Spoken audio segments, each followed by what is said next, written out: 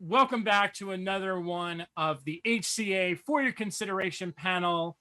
This is our final Ted Lasso panel, and we are so excited to be doing this one. We have Hannah Waddingham. Did I pronounce that right, Hannah? No. Okay, great. Go for it. Please pronounce, because I don't know how to pronounce anything. Waddingham. Waddingham. Okay, thank you. Waddingham. Waddingham. Very old-fashioned English name, yes. And you play Rebecca Welton on the show? I do play Rebecca Welton. And then we also have Juno Temple, who plays... That was pronounced right. Thank you very much. Thank you very much. She likes to pronounce it Temple. And French. You play Keeley Jones. Yes, I do. All right. So I'm so excited to do this, and we want to kind of kick this off with a question that I'll toss out, and then we'll bring in the panel of TED heads to kind of take the floor, if you will. But for both of you, I would love to know, what was the audition process like? Hannah, we'll start with you. It was quite brief, but quite long, which sounds odd. But I did not like a self-tape, but I traveled to a place where I was reading with the casting director, and then like I do with all auditions, I got the sides, I walk out and I tear them up, put them in the bin, and think, okay, if it comes back to me in the universe, then it's meant to, and if it doesn't, it doesn't. And like 10 or 15 days later, my manager called me on Saturday night and said, clear your diary. Warner Brothers is flying you to LA on Monday. And I went, totally gone out of my mind. And so I went over there, had a chemistry read with Jason. We had a couple of hours. It was immediately very easy, like startlingly easy. And I came back, and then for another kind of good week, 10 days, this was really about it being so protracted, didn't hear anything. And then suddenly the offer came through to come and play with all these guys. But it was because there had been such gaps between the two things, it was like, my emotions were shot. And so, of course, when I got the final phone call, I just burst into tears and couldn't stop crying and got drunk. Sounds good. Juno. So I had actually just finished shooting for 6 months in Spain and Manchester, and I just made it back to Los Angeles. And before my luggage had actually even made it back to LA, I got a text from Jason, who I knew a little bit over the past couple of years before shooting season 1. Saying, hey, that, you know, I have a pilot that I'd love you to check out if you're interested. And I genuinely thought he'd text the wrong person, because I'm not known for doing comedic work. You are and, yeah, this was a game changer. But so I genuinely was like, oh no, okay, well, I'll text back and see if he goes, oh, sorry. And he didn't, luckily. He responded saying, great, I'll send it your way, and I just want to reach out personally because it means a lot to me. And so I read the pilot, and I thought it was such a genius concept, and it was so well written. And then he was like, if you want to meet and talk about kind of the arc of where I sort of see Keeley going in season 1, let's go and chat about it. And so we did. And what was immediately apparent was how much this show truly meant to him, and how close to his heart it was, and how intricate each character was already in his brain. So immediately it felt like an honor to have just been sent it, let alone to then be offered the role, because it really felt like it mattered monumentally to him, each individual character. And you know, he gave me a slight insight to what Keeley was going to be going throughout the first season, and I was like, dude, if you've got the faith in me, I am so on board. And amazingly he did, and that's the rest is history. As Hannah said, then I got to come and play with y'all. He knows what he has in mind for all of it, you know. It's extraordinary.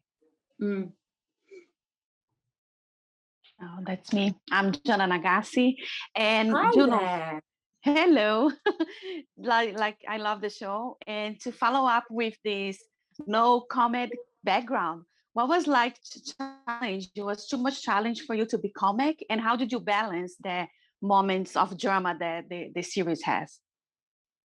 I mean, I think Hannah will equate to this, that the comedy side of things was actually what terrified me the most. And it's also so not what I am used to. But I also think that maybe was partly why Jason asked me, is that I think he didn't necessarily want me to try and be funny, which was a really big relief when I figured that out. And the moments where I maybe didn't get the timing right, he was incredibly patient with me, or I did ask him a lot of questions. And so for me, it was about, you know, not having any ego, not having any kind of, not being embarrassed to say I need help. And I feel like I've always sort of been that way, but this time even more so. And so I did ask a lot of questions, and I fully trusted the people around me. You know, it was such an extraordinary cast that actually just reacting to what you were given was all you needed. And in terms of that, the reacting to what is, it sounds really basic and simple, but what is on the page in this is so good and so full that in terms of playing the comedy and the pathos, you're really not, none of us are really having to pepper it with too much more, because it sounds corny, but it is a massive gift. When you read the script, you can just see it all.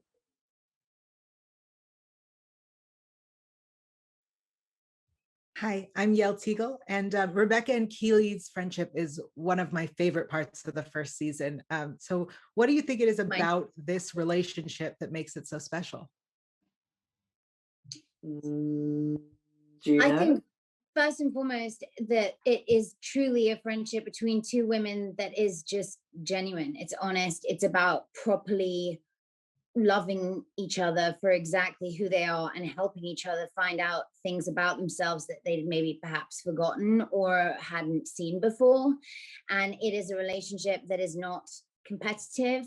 There is no ulterior motive. There is nothing but pure love for one another. And I think that is something that I feel really lucky to have been able to portray on a screen of whatever size it may be, because it's something that I really believe in real life. I think women really need to support and love other women and just help each other get through every moment in life. Like my girlfriends, and now including Miss Waddingham these days, it truly saved my life on a daily basis, I would say. And I think that's kind of what, when I sat down with Jason, was a really, really important factor for me, was that he was very, very excited about this relationship between these two women who are going through different moments in their lives and are different people, but truly, truly end up helping each other blossom into even better versions of themselves than they even knew potentially they had in them.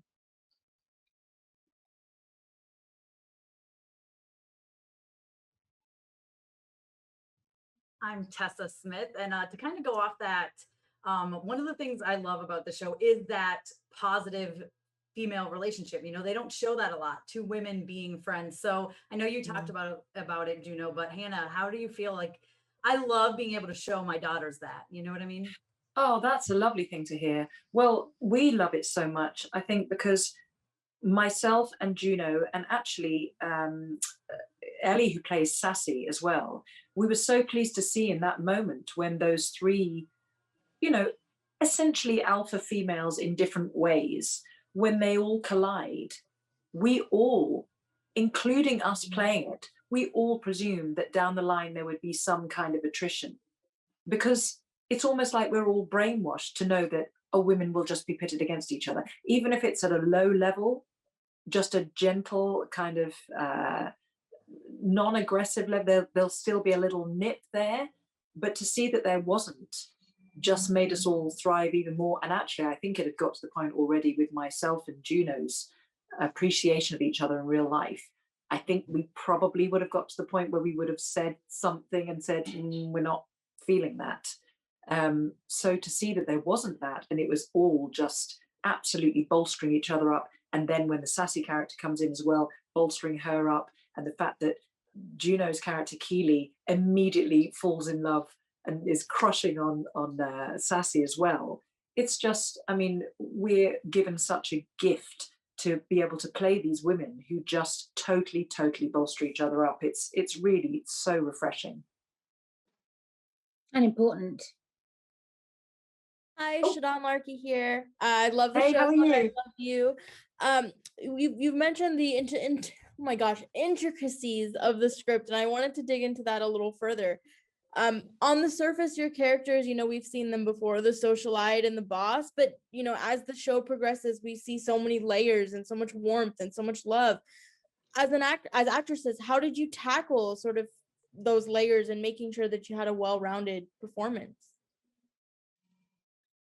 I think Juju? by playing each moment exactly as it was presented to us, because as Hannah said, this writing was so extraordinary. And I think every single character in this show, when you first meet them in the beginning of the season, by the end of the season, each one of them has surprised you in some way with who they are and what they are capable of, and what they're going to do. And I think, you know, we weren't given all of the scripts in one go. So we were fully trusting the people, the writers, who also are some of the actors. Brett Goldstein is one of the writers on the show, to create this universe for us. And by living in each moment, you know that the next moment they're creating for you is going to be the next moment that you should live in.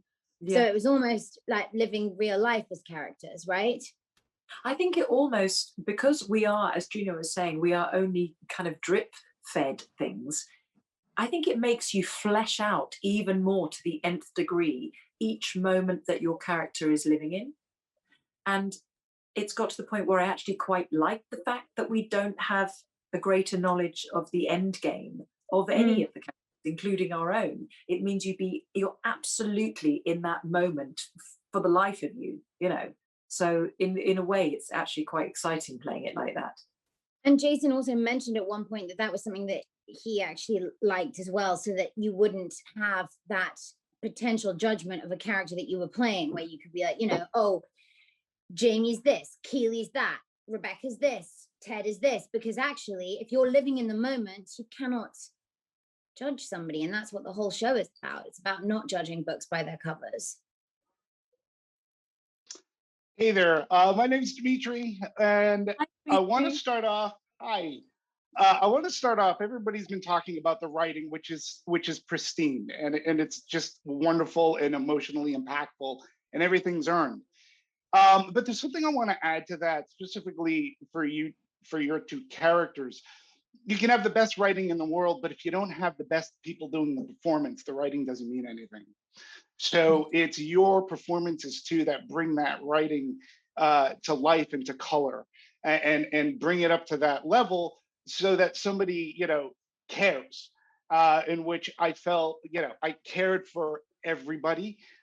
Your characters had fantastic arcs, so I wanted to get that out as well. Thank you. That you know. So, but Hannah, I wanted to talk to you about one of my favorite scenes in the movie, and to me, it was the turning point of how I felt about Rebecca. And it was the scene, I think it was episode 5, and it was the auction, the big auction scene where your husband, the gala. Yeah. And I think that it was right there, like within that scene, Anthony Held shows up as your husband. I understood Rebecca, her motives from the beginning, not that they were good motives. But it was an amazing scene, but then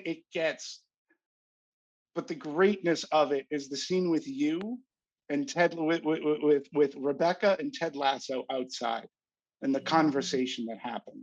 And I think that's the first time where I got emotionally really dragged in, and I said, wow, this is the show I welled up. Do you have anything that you can share about that scene and filming those scenes, because it was so emotionally impactful? Thank you. Yes, and I feel exactly how you do about that turning point, and I'm glad that it meant something to you, because it meant a hell of a lot to me. Not least of which because it was the first time if you think about it, I'd been powering on through EPs 1, 2, and 3, finding my feet, feeling her rippling through my bloodstream. And that's the first time that I actually laid eyes on Anthony Head as Rupert. And God bless them casting someone so magnificent for it, because the way the audience find those two, with her on stage, the calm swan paddling like a mental duck underneath in a spotlight, and Anthony Head coming in, and she hears his voice first and finds him through the spotlight. That moment afforded me to bring the audience to me, finding him in the light and having to deal with it in that moment in front of all those people. So first of all, for me, the way that was placed within the episode and the run-in of the 3 episodes before it was exquisite. And then secondly, the speech outside to Ted, that was literally tweaked by Jason. I'm not exaggerating, like barely moments before the cameras went up on the shoulders. And I think he was getting more and more of a measure of me as well.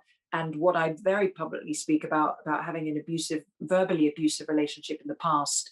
And it was amazing seeing this creator who knew what he wanted from Rupert and Rebecca, but also having like the creativity, but also the humility to allow your actor that's playing it to inform you in the moment of how far we can go with things. And moments when I said, can I also say this? He had said, told me what to eat. And I said, can I add like what to wear? And something like that. And he was like, 100%. And to have somebody trust you 4 episodes in with their baby made me feel in that moment like he and I were total team players and creating something together. So I love that you've picked out those moments. So thank you for that.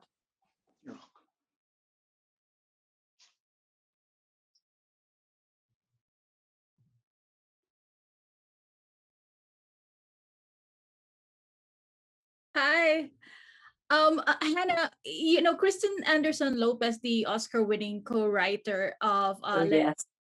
which brilliantly performed. After she binged the show on Twitter, she praised your interpretation, talked about how the moment really fit what they were trying to say when they wrote the song. What was it like performing that and knowing that the composer really gave it the seal of approval? Well, I'm so glad that I hadn't thought through that she and her husband might actually watch it at some point, because I think I would have been even more fearful of doing it. I had said to Jason when I got the script that I was like, please, can I not sing that song? It's a beast. It's been so exquisitely sung in the past. I really don't want to do it. Can I suggest something else? And of course, my suggestion was rubbish, because it wasn't the perfect moment that obviously Jason and the writer's room had totally thought through amazingly. But I just felt like I needed to embrace it.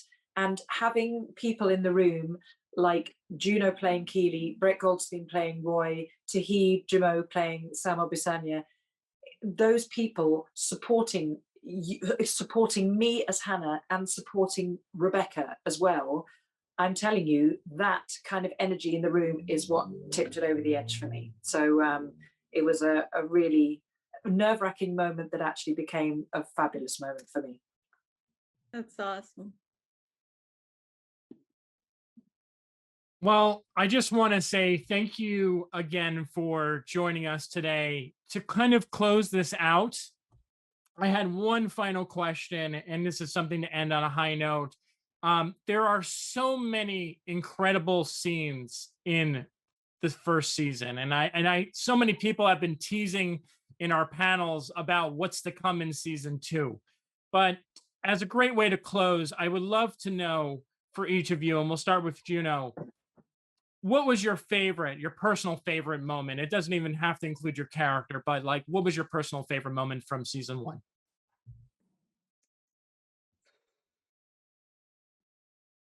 My gosh. I can feel your brain whirring. No, I'm really trying to think about it because it's a hard one to answer, you know? It is. Yeah, it's a really hard one to answer. The moment where Rebecca goes and is honest to Ted, I thought was a monumental moment that meant a lot to me to watch. I felt that really deeply. But then also the moment that I got to do with Keeley and Roy and in the last episode where he does not want her to come and sit down next to him and she will not take no for an answer was also a really important moment. That's a really tough question for me, if I'm being honest with you. That's okay. That's a really, because also I love the moment where Rebecca tells Keeley in the whole gala episode was a magnificent one, I thought, to me. But where Rebecca tells Keeley that Jamie Tartt bought a second date was a moment where I really thought like, oh wow, they're gonna be best friends for life. This is how you know you have a great show, when you can't just single a moment down. You can't. Yeah. No, Go I for have it, to agree. Hannah. Be my guest, baby. No, I have to agree. I mean, at first I was going to say when Nate confronts Roy Kent, but then I would say also when Jason so exquisitely plays the juxtaposition of his boss singing and him having a panic attack and ending up. I mean, it's just in a comedy show. Yeah, just absolutely crazy. And I agree with Juno about the gala episode in particular. That ball was bouncing around like a bastard around every single character, just exquisitely. Well, thank you very much, and thank you for joining us Thank you. on this panel. We loved having you. We welcome you back anytime you want to come back. We'll do this again. Massive love. Can I just say massive love to all the TED heads, and thank you so much for what you've done for season 1. It means the world to all of us. Mind blowing. Truly, it's like a tour de force, and I hope that you guys love season 2. So We great. can't wait. We cannot wait. Awards for everyone. That's all I have to say to close this out. Awards for everyone. Oh, bless you. Thank you so Thank you much so for much, having guys. us.